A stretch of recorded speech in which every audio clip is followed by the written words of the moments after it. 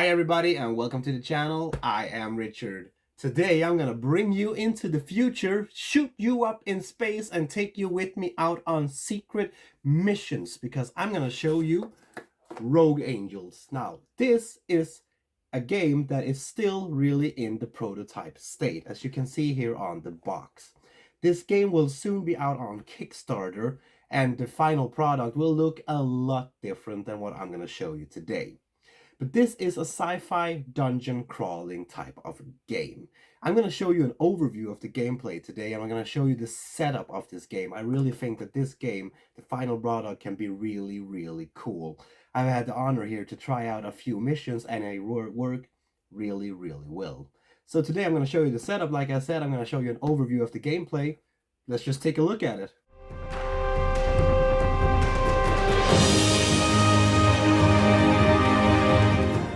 This is the setup of mission number 1. Depending on which mission you are playing, the setup is going to look a bit different, and the setup of the game will also change as the mission progress. But up here we have the starting zone for our players. We have placed out some doors, looking like that. And in this room, we have a point of interest. Each player have received their character. This is their character sheet. And some cards where they can play out actions with. We also have 4 dice that should be placed next to the playing area. On your player board you will find a bunch of different information. Up here you will find the name of your hero. You will find a primary ability as well. Over here you have your focus track. This will allow you to re-roll dice and use specific actions when required. Over here you have your shields, and over here you have your scars. Every time you fail a mission, you may take a permanent scar here. And over here you have your personality diagram. This will paint new marks as your personality develops through the story. And at the bottom down here, you have a cooldown track. This is where you will place your action cards, and after each round they will cool down and eventually discard or go back to your hand. So once you have set up the mission, you are ready to actually start going. What you will actually do during your mission is all said in the mission briefing.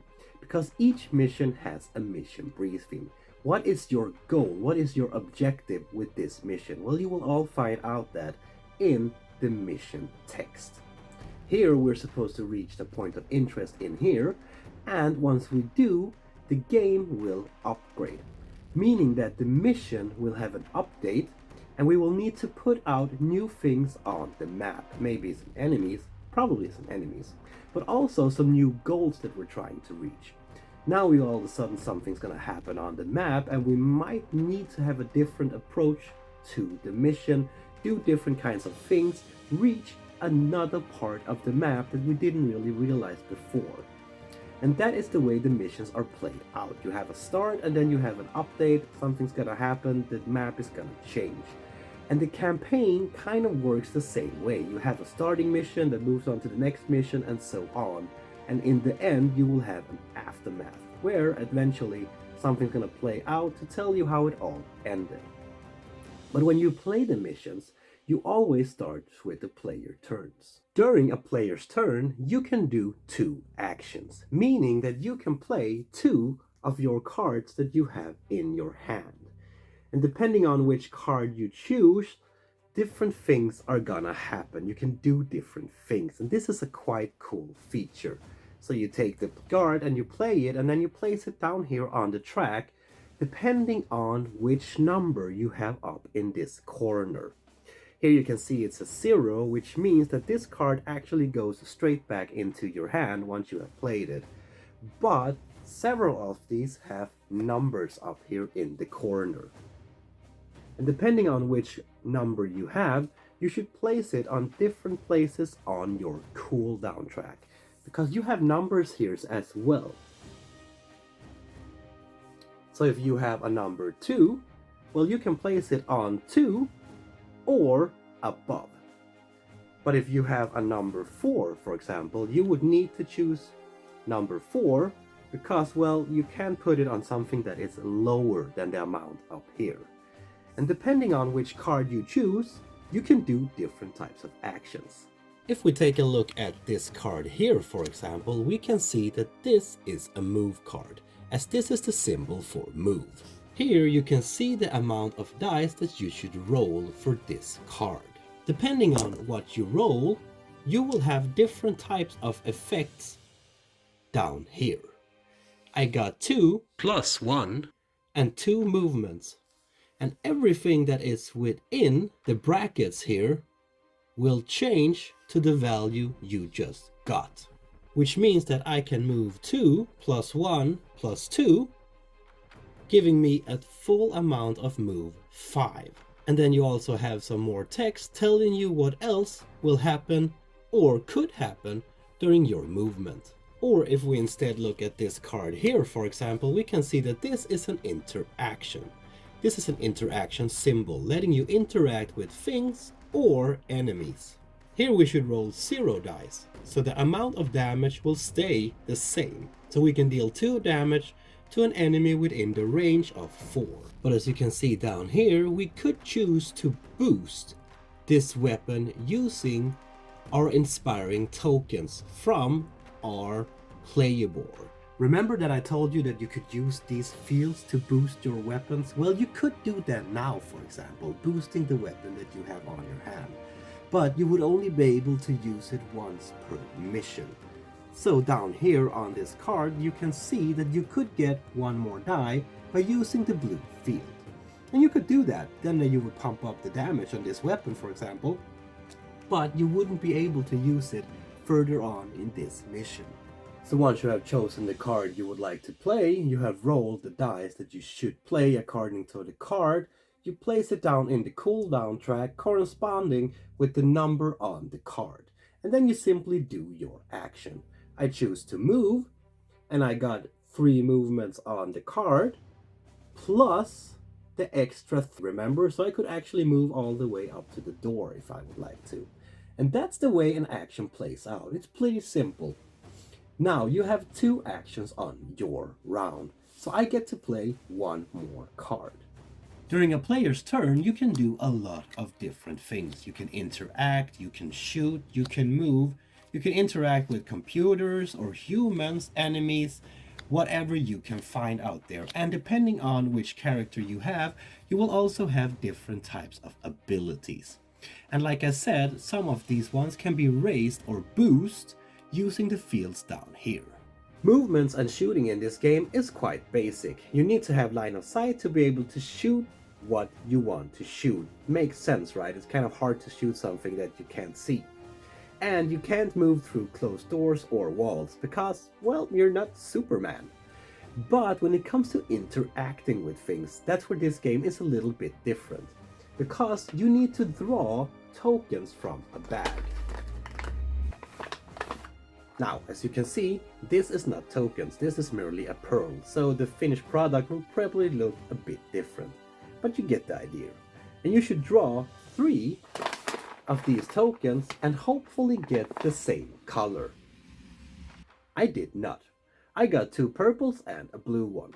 So I failed to open this door. But you can save them here next to the door for another player to have a go.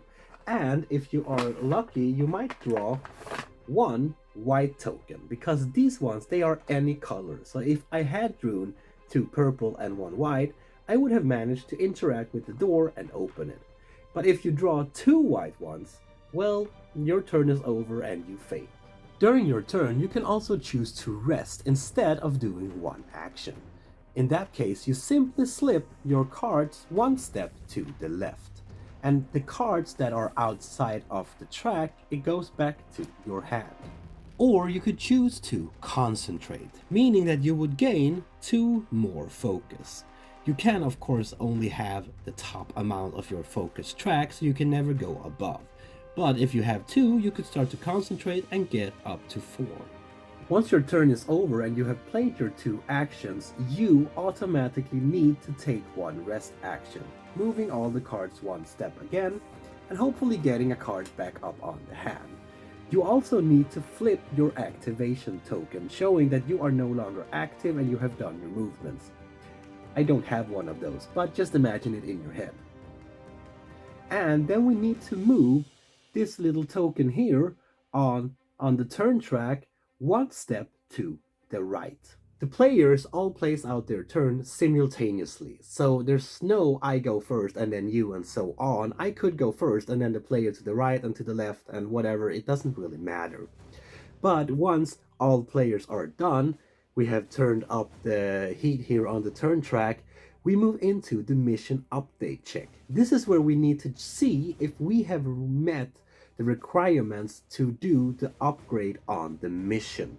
Remember that I said that missions have different kinds of objectives that we need to reach? Well, this is where we need to check if we have met that objective to do the upgrade on the map.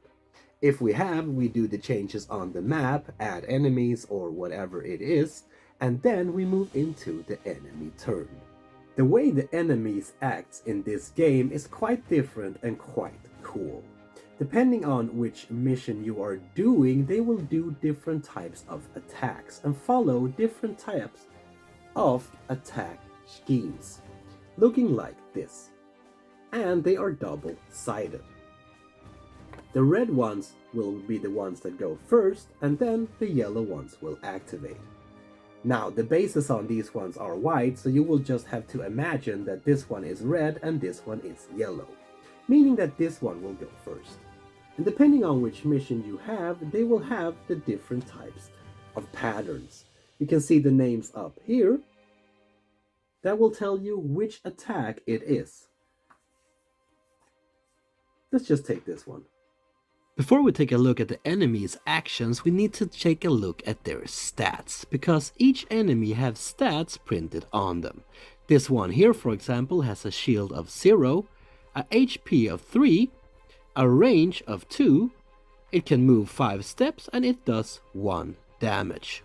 So it's the enemy's turns. We have their planned attack here, we have the red enemy here, and the yellow enemy up here.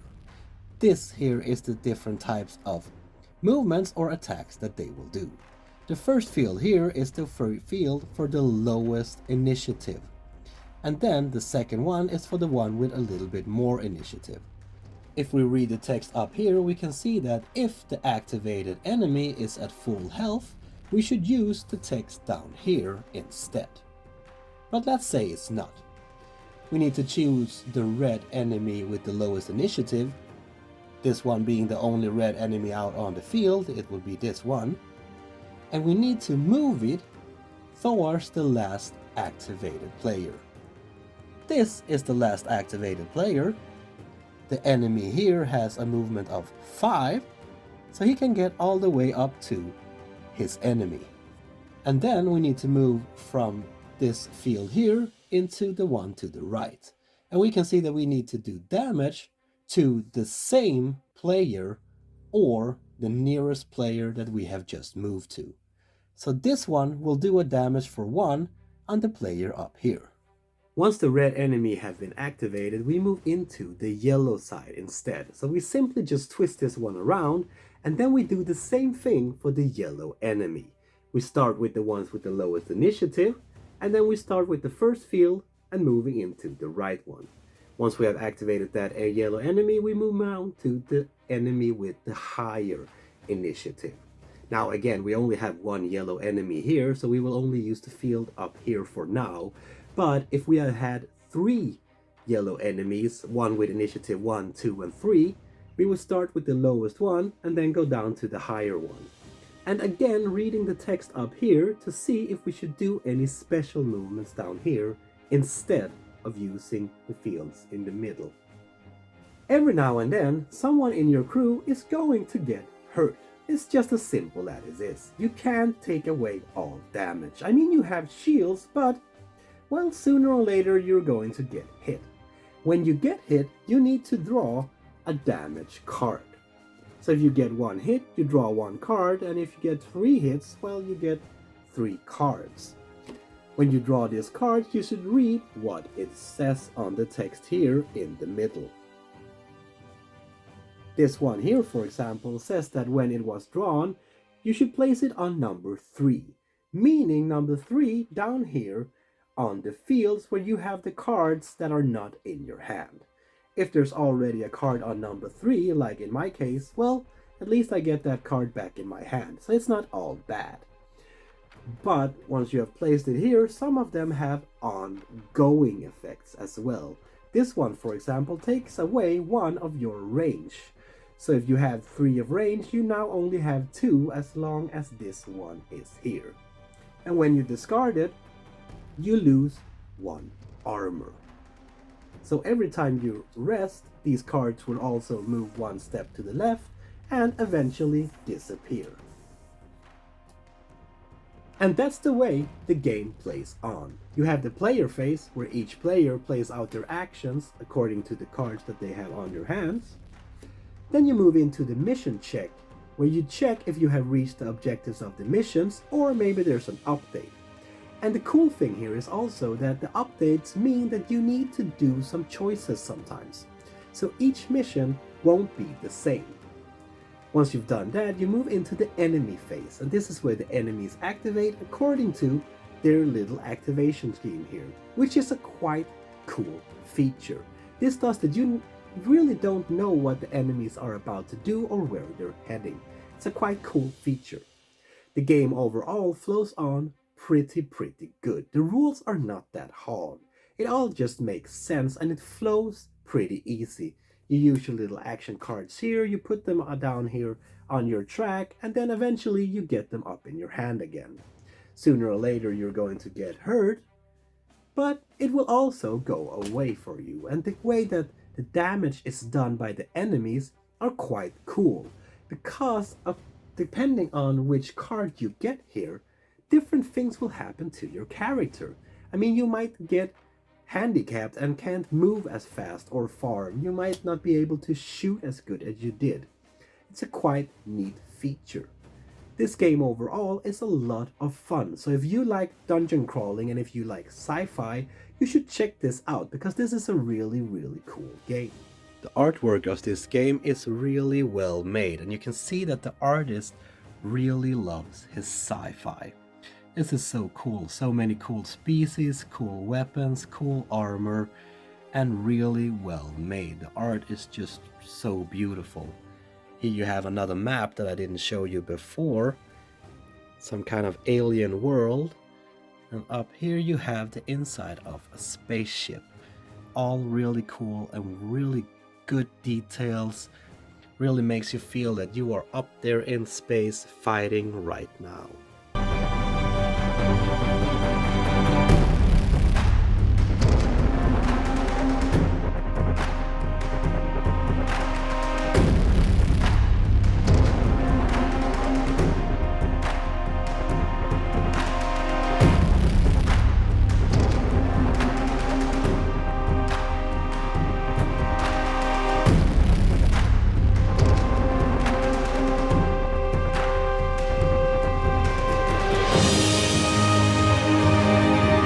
There you have it, people. That was Rogue Angels for you, a dungeon crawler sci-fi game from Sun Tzu Games.